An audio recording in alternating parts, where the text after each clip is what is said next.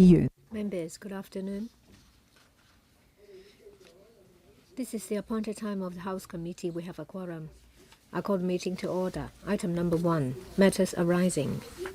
The Chief Secretary indicated that the government is making preparations for the 2025-26 budget. The government will continue to manage public finance with prudence and expedite economic development. The Chief Secretary also indicated that the government will work with all sectors to strive to change and innovate, develop the economy, promote local consumption, and attract visitors. The Chief Secretary is glad to hear about the panda installations in the electrical complex, which times with the debut appearance of the panda twins on the 16th of December. The Kai Tak Sports Park will open in March. It will be the new landmark in Hong Kong and is a new booster for Hong Kong as a mega event capital and favored destination of world travelers.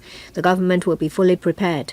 The Chief Secretary also thanked members for their efficient work to scrutinize bills such as the protection of critical infrastructure's computer systems bill and the court's remote hearing bill.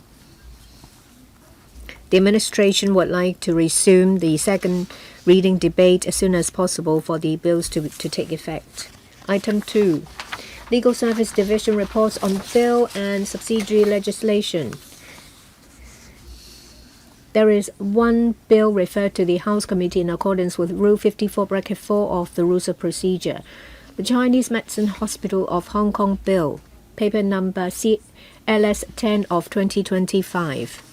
I asked the legal advisor to go through the bill. Thank you. The bill seeks to prohibit the unauthorized use of the title of the Chinese Medicine Hospital and to prohibit any forms of allusion to the name. There will be penalties. That is a fine at $10,000. There are also certain provisions in relation to the application scopes, defense, in other legislation that will be applied to this bill as well. Please refer to paragraphs 5 to 7. This will come into operation on the day when it's enacted and it's published in Gazette. The panel was consulted on 18th of October. We have made inquiries of the administration. The questions as well as the reply have been attached to the report. Well, depending on members' views, we ourselves have not identified any difficulties relating to legal and drafting aspects. Members may consider forming a Bills Committee to study the bill. Members, in relation to the bill, would you like to set up a Bills Committee? If so, please raise your hands. We have Mr. Shen Wing-Kang, Jovi Chen, and Canon Reverend Kuhn. Please record their names and also circulate papers to see if any other members would like to join. Item 2B, subsidiary legislation. There are 12 items. Subsidiary legislation gazetted on the 14th of February 2025. Paper LS 11 of 2025. This covers 12 items of subsidiary legislation. I now defer to the legal advisor. First is LN 12. This is to direct the Commissioner for Census and Statistics to take a census population of Hong Kong from the 1st of January 2026 to the 31st of December of the same year. The last census was directed in 2021. In December 2023, the panel on financial affairs was briefed. Members supported the plan and they've also discussed a number of other issues. This will come into operation on the 17th of April this year. We have sent a letter to the administration to make inquiries in relation to some legal issues. We're awaiting their reply. If necessary, we will supply an additional report.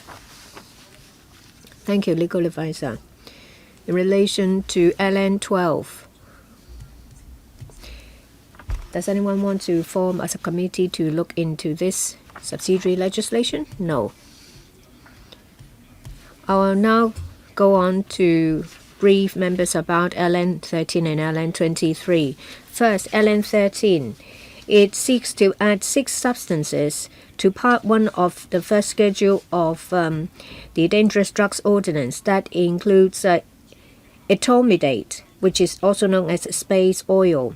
This is in relation to the control and regulation of these substances in relation to manufacture, import, export, and supply. Any contravention is a criminal offense. Please refer to paragraphs 6 to 8. This has already come into operation on the 14th of February. That is the date of publication in Gazette.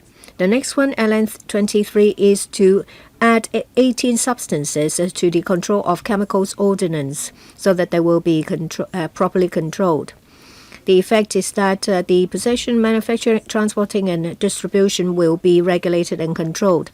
Any contravention will result in a criminal offense. Please refer to paragraph 10 to 12. This will come into operation on the 11th of April 2025. We have consulted the panel on security in June and November last year. Members supported the proposal. And that's all for my report for the 2 legal notices. Thank you. In relation to LN 13 and 23, members, would you like to set up a subcommittee? If so, please raise your hands. Please continue. I will now go over 6 items, that is LN 14 to 19. Members may remember that in 2021, there was an amendment ordinance, that is, the Securities and Futures and Companies Legislation Amendment Ordinance. It is to establish an uncertificated securities market regime. I now first report LN 15, which is a new set of rules.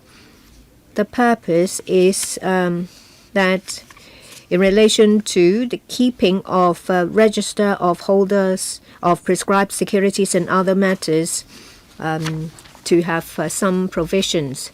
LN 16 is also a new set of rules. This is to provide for regulation of approved securities registrars in relation to maintaining financial resources and the responsibilities in relation to audit and reporting. Regarding LN 17 to 19, they amend the schedules and subsidiary legislation of the Securities and Futures Ordinance to align the regulatory framework under the uncertificated securities market regime. In May last year, the administration consulted the panel on financial affairs. Members supported the proposal, and they have also discussed on a number of other issues. So in relation to LN 14 to 19, they will come into operation on the day on which Section 7 of the Amendment Ordinance comes into operation. We're looking into the drafting and legal aspects of these LNs. This is in relation to the actual operation of the uncertificated securities market regime. Members may consider setting up a subcommittee to look into these notices. Thank you. Regarding the 6 legal notices, members, would you like to set up a subcommittee? Ms. Doreen Kong, Mr. Robert Lee, and Mr. Tanya Hang. There are 3, so please have their names recorded.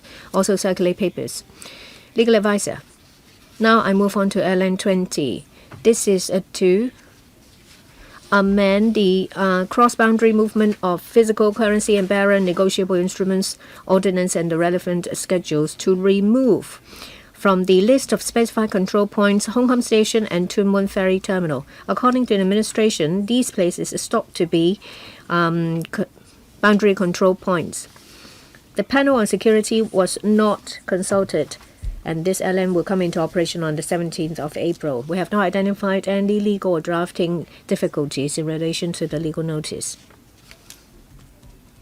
So, LN 20. Members, would you like to set up a subcommittee? If so, please raise your hands. Please continue. And I'll move on to LN21. It aims to update Schedules 1 and 2 of the Toys and Children's Product Safety Ordinance in relation to safety standards. This is to update certain safety standards for toys and children's products so that these new standards will apply to products and toys in Hong Kong. Please. Well, the panel on economic development was not consulted. This notice came into operation on the 1st of August last year. We have not identified any legal or drafting difficulties. LN21. Anyone who would like to set up a subcommittee? If so, please raise your hands. Okay, no, last one. The last legal notice of today is LN22.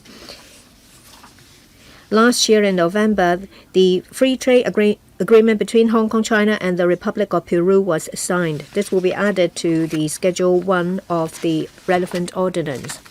The effect is that the preferential tariff treatment in relation to place of origin will apply so that Hong Kong relevant products will get preferential treatment. Please refer to paragraphs 39 to 41.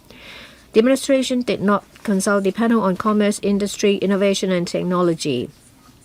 And the notice will come into operation on the 30th of April this year. We have not identified any difficulties in terms of legal and drafting aspects. That's all for my report. LN22. Anyone who wants to set up a subcommittee? If so, please raise your hands. If not, let me remind members that in relation to the 12 items of subsidiary legislation, the deadline for amendment is the council meeting on the 19th of March. If there is an extension, it can be extended to the 16th of April council meeting. Item 3, business for the council meeting of 26th of February 2025, that is next Wednesday. On next Wednesday, the Financial Secretary will deliver the 2025-26 budget. Therefore, in that council meeting, there are only written questions. The report number 5 of 2025 of the House Committee on Consideration of Subsidiary Legislation and Other Instruments will be laid on the table. This report contains 3 items of subsidiary legislation of which the deadline for amendment ends on that council meeting. No members have indicated that they would like to speak. Reports of Bills Committee and Subcommittees. Report of the Bills Committee on Protection of Critical Infrastructures Computer Systems Bill. I now ask Ms. Kamin Khan, the Chair of the Bills Committee, to give us a verbal report. Chairman, the bill seeks to impose statutory requirements on operators of critical infrastructures, CI, to ensure that they put in place appropriate measures to protect their computer systems and minimize the chance of essential services being disrupted or compromised by cyber attacks and other means, thereby maintaining the normal functioning of the Hong Kong society and the normal life of the people. The bill also provides for the investigation and handling of threats and incidents of computer system security. The Bills Committee has held 4 meetings with the administration for over 16 hours. 28 submissions from deputations and individuals have been received. Members support the organization-based approach in the imposition of responsibility for protecting the security of their computer systems that are essential to the core functions of the CIs on operators of infrastructures for continuous provision of essential services in Hong Kong and those for maintaining critical societal and economic activities. These sectors include energy, communications, transportation, etc.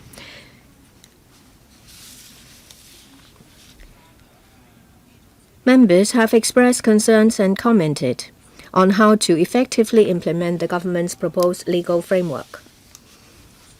Members have noted that the purpose of imposing the statutory responsibility on CI operators is about the security of these systems and not about personal data or commercial secrets. To allay the concern of some stakeholders, Members suggested, and the administration agreed, that the Secretary of Security will make clear the above policy in the resumption of second reading debate of the bill. This policy will be duly reflected in the code of practice of the regulating authorities. Members have also raised concerns on how to ensure that third-party service providers engaged by CI operators will comply with the requirements. The administration has replied that regulating authorities will provide guidance and templates of contracts in the code to spell out the duty and role of third-party service providers for operators' reference when they engage these service providers. Regulating authorities will consider the preparedness of companies which may be designated as CI operators and make the designation in phases.